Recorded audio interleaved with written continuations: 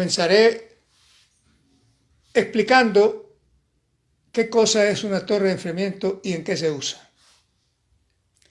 En primer lugar, tengo que decir que una torre de enfriamiento es un mecanismo de intercambiador de calor. Es un intercambiador de calor que transfiere el calor de un fluido caliente, que es el agua, a un fluido con una temperatura menor, que es el aire. Entonces, el calor se transmite del fluido caliente al fluido frío, calentando el aire y enfriando el agua. Esto es el mecanismo denominado torre de enfriamiento. Por supuesto que de estos tipos de equipos existen distintos modelos que podemos abreviar en dos tipos fundamentales. Una torre de enfriamiento que puede tener el tiro inducido, es decir, tener un ventilador que extrae el aire de la torre de enfriamiento. Y podemos tener otro tipo que es del tiro forzado, que es otro ventilador que en lugar de extraer el aire, lo empuja hacia la torre de enfriamiento. Pero también existen torres de enfriamiento de tiro natural, porque son torres de enfriamiento que tienen una altura suficientemente grande que permite establecer una diferencia de presión del aire ambiente entre la base de la torre de enfriamiento y el escape de la torre de enfriamiento, de manera que esa diferencia de presión produce el movimiento del aire a través de la misma. Y por supuesto, con ese movimiento del aire se produce el enfriamiento del agua. Dicho esta parte, también vamos a abordar los problemas de carácter ambiental dependiendo del lugar donde se estén instalando estos equipos. Si el ambiente de la instalación está en un lugar o en un país de clima tropical, prácticamente la temperatura del aire tiene muy pocas variaciones a lo largo del año. De manera que se puede hacer un diseño de una torre de enfriamiento considerando los valores máximos y mínimos que dan un valor promedio relativamente aceptable para ese tipo de instalación. El caso contrario ocurre donde hay una fuerte incidencia en las temperaturas del medio ambiente que varían estacionalmente. De manera que cuando se está en la época fría del invierno, las temperaturas bajan considerablemente. Y cuando el medio ambiente está en épocas calientes como el verano, pues las temperaturas suben. Entre esas dos condiciones, pues no se puede hablar de un valor promedio porque los valores de máximo y mínimo son muy diferentes y por supuesto las torres de enfriamiento deben ajustar su manera de trabajar en dependencia de las condiciones ambientales. Otro factor importante que tiene que tenerse muy presente es que el aire no solamente es una masa de gases calientes, sino que también contiene agua en forma de vapor. Es decir, el aire tiene un determinado porcentaje de humedad. La humedad contenida en el aire, indudablemente, si es muy elevada, dificulta la transmisión de calor entre el aire y el agua. Y si es muy baja, la facilita entre el aire y el agua. De manera que la operación de la torre de enfriamiento no solamente depende de la temperatura ambiente, sino también de la humedad del aire ambiente.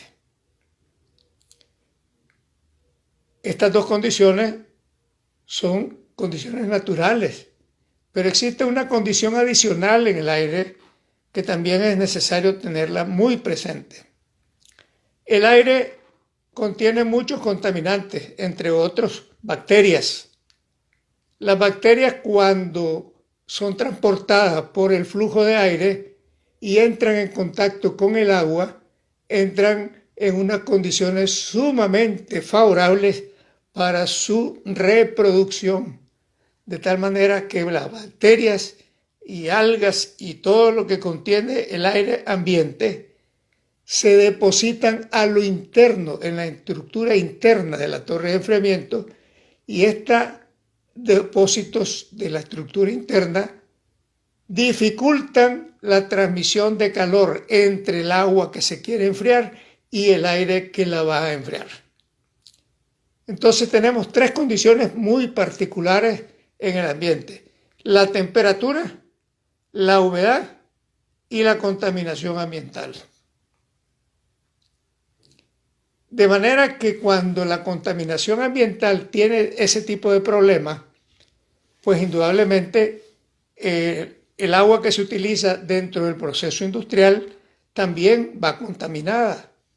Y esto puede generar también un problema de ineficiencia energética en la industria, lo cual significa un incremento de la energía que se requiere para el proceso industrial con el consiguiente incremento de costo.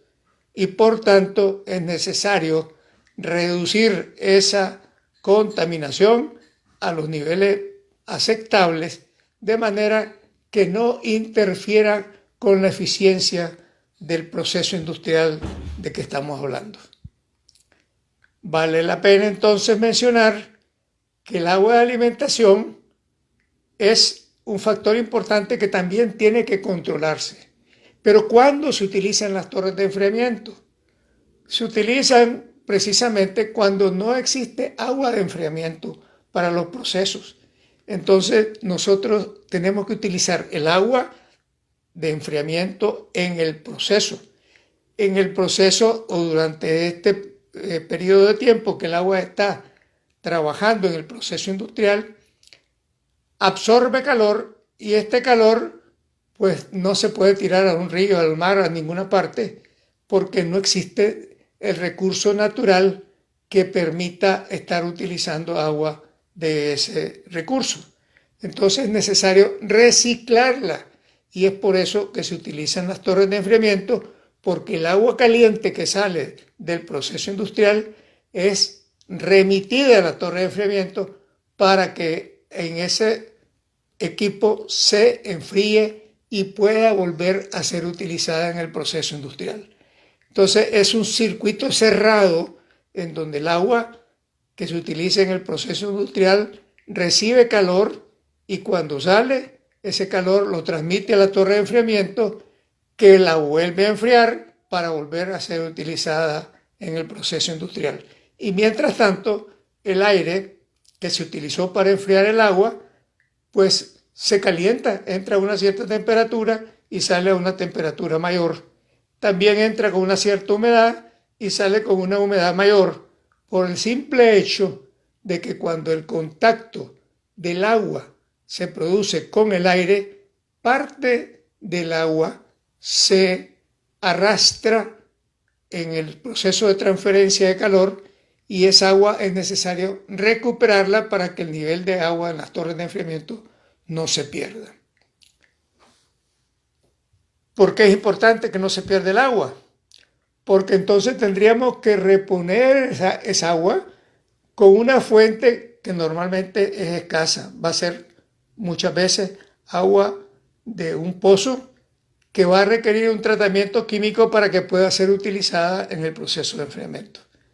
Entonces se requiere que el agua tenga un tratamiento adecuado, un tratamiento químico, no solamente para poder controlar el crecimiento de bacterias y hongos que se pueden depositar al interior de la torre de enfriamiento, sino también para evitar que tengamos que utilizar agua con unas condiciones que vayan a ensuciar los enfriadores que se utilizan en los procesos industriales.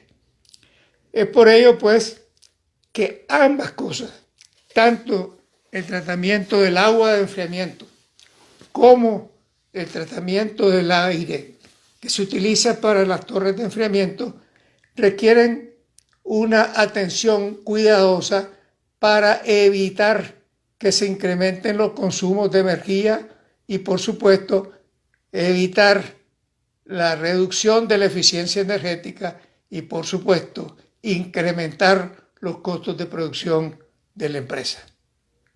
Es por ello que las torres de enfriamiento son muy importantes.